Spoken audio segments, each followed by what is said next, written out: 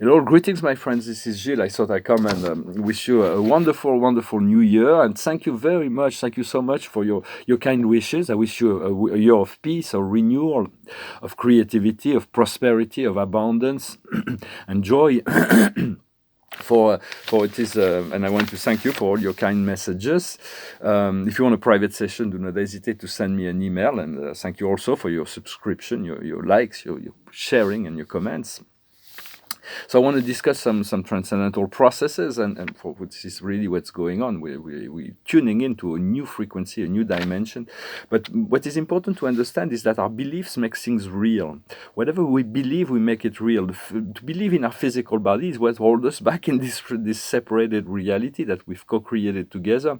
And to consider that all the lies and manipulation that we, as enlightened beings, we see in the media, that's this total lie and manipulation, is the reality, is the truth for millions of people. So it's to accept that this is truth as well for them, and we are multidimensional beings, and so this is just a lower truth, and we are on another truth, another level of truth.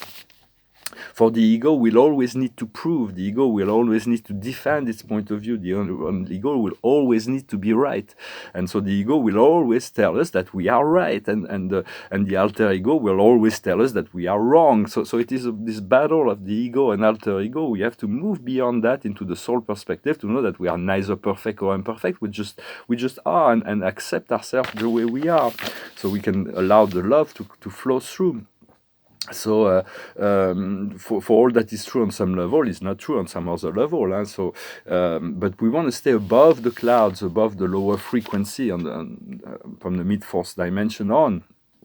So we can align our physical body, our mental body, emotional body, and astral body. For physical science, only recognize the physical body. They don't understand we have a mental body, we have an emotional body. But those things are real. We feel it, we know it. Don't deny it. Yet our mental and emotional body are elevating themselves. And so they're creating this separation with the physical body. And so that physical body is really the last one that will make the shift. It's also the one that needs the most attention. And so because before that, the physical body was supported by a very strong mental, emotional ego on the third dimension. So all the bodies were working together on the third dimension. But as our other body get elevated, we need to pay attention to our physical body, and ignoring the provocation of the astral beings that are always trying to bring us back down to fear, and to allow us to ignore all those provocations. And because our consciousness, our mental, emotional body is on the fourth and fifth dimension, is moving forward. So it's like it's getting separated from the physical body that's still in 3D. So it is about finding the balance, and as much as possible. And this also is because the physical body is we have physical habits, and like I'm drinking coffee right now. Coffee is really difficult to integrate. For it closes the. I know I'm going to jump into the letting it go, but it closes the well of dreams, the cerebellum, and it brings adrenaline. For it's not a major problem. Everybody's got to define what this program is, but this is one of mine. So what we're going to see this year is we're going to emerge into understanding of the collective consciousness. We're going to do that through humility and gratitude. We're moving away from a strong ego personality that's always right, but we realize we're belonging to a larger whole, to become more yin, to become more receptive, to move more into the divine feminine, the love that is inclusive, that does not need to dominate or to control all those things. We have to let go of a lot of the controlling, because the control is really what we've created to reassure them ourselves, but it is not really efficient in finding this peace and serenity. So the past is happiness, the present is listening, and the future is potentiality. What we're working on now is a new beginning, it's a renewal. We're looking for to start a new cycle, and the outcome will be work. There's going to be some really, really great, lot of work that is ahead. For now, it's like there's not much personally I can do. I have to be patient and to allow things to happen. For we are here to lead. We are not here to follow. What we need to follow is to follow our inner self, the higher values, what makes us feel good. This is really not to follow others' opinions. And we cannot go back or regress. And we're going to feel more and more the assistance from the invisible world, more and more connection. What we need to do is to remove the shield that we have created around our solar plexus. We've created this shield to protect ourselves, but we have to learn to accept, to feel the sorrow in order to find the joy. Because if we protect ourselves from feeling sorrow, we'll never find that joy. I'll go back into that, for we are also reintegrating because when we let go of all the shields, we will be able to access the memory and understanding of our sacred heart and sacred mind, and this is where the plans are, the blueprints for the plans of the divine plans for ourselves, the planet and the universe are stored. For we are all one, and everything is connected. And we are reconnecting in the process to many sides of our higher self. Our higher self is very complex, and we have many higher selves that we need to reconnect to. And this goes through the integration of the full spectrum of the Metatronic light that starts on the mid-fourth dimension and flows down from the great central sun. So it's also understanding the law of the circle, and to everything from the circle, everything starts from within, as well as the power of the triangle. For this power of the triangle, when you do meditation, you can call on the Lord Melchizedek, the Lord Metatron, and the Lord Michael to assist you, to reinforce you, not just in meditation, but when you need to go somewhere that you need power, you can call on those beings to accompany you, or walking down the streets even. And the more you connect to those energy, the more you will feel their power, and you'll see that there is a whole invisible force that is going along with you. For we're going to gather in forces by 3, by 9, by 12. We're going to start working collectively this year. And so, although the Arcturians were talking about there are millions of years ahead, the Arcturians, there may be some signs of first contact that comes this year. They were talking about groups of 40 groups of 40 in order to affect energetically, but it's difficult to gather together in groups of 40. But very soon we're going to be able to gather again together. And for once we align with our higher self, anything is possible. Any plans can be brought into fruition. For it is always, as long as it is for the highest good of all, it will function. It will work. It will be supported by the universe. I'm going to pull a few more cards to see for the day. See what the highest wisdom is. Happy is to realize that everything is perfect. Everything is unfolding just as it should. What we need to understand is imagination, to allow our imagination to break free from what is limited, from what is acceptable, to throw caution to the wind is very important. What we need to do is a solid foundation. It's to build a solid foundation, which is love, unity. And the outcome will be co-creation. We're going to be able to work in the co-creative process, to be more...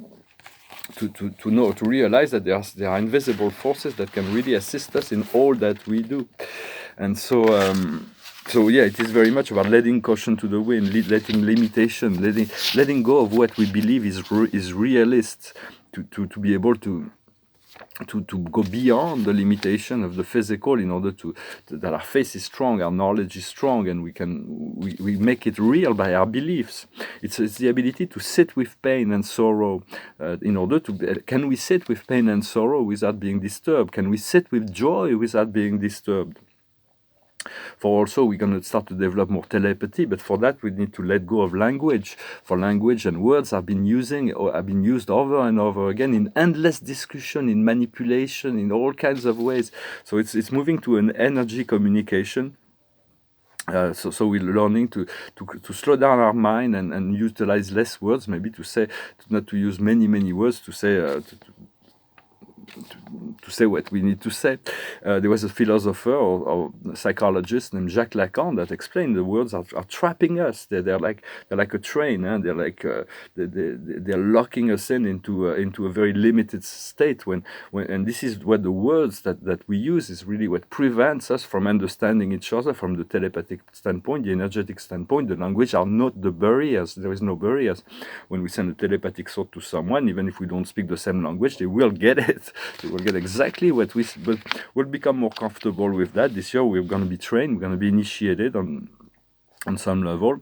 For we do need solitude, but we all need to come together. We're going to have to return to make up for the lost time in relationship to social life. This is one of the things I miss the most, is to have a social life. For I was always very social in my life. For there is a great, the collective choice was made for the ascension, and it is the heart opening, it is a change of perspective, it is a new harmonics, it is finding rest, peace, and satisfaction within the now. Every day we climb a step of a ladder, we cannot regress, and every day we need to know that we will have let go of the truth of yesterday, and we're like, yet it is the ground, it is the past ground that makes it possible for us to move from one level to the other, and understanding the afterlife is far greater, far more amazing than anything we can imagine or believe. For if we can imagine it or believe or see it, we are there. So it is very much about knowing this truth, connecting to that reality of the soul and the spirit, and more we are able to integrate that within our life, little by little. So I hope this message was interesting for you. I'm going to sing a song. It's a song about someone who does not feel anything. Does not feel sorrow. For if you cannot feel sorrow, you won't be able to feel joy.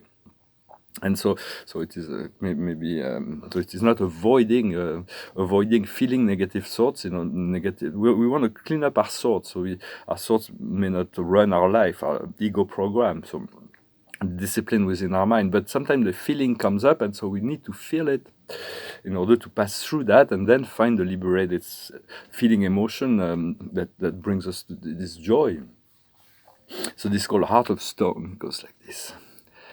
There's been so many girls that I've known, I made so many cry, and still I wonder why. Here comes a little girl, I see her walking down the street. She's all by herself, I try to knock off her feet, but she'll never, never, never, never break this heart of stone. Oh no, no, this heart of stone.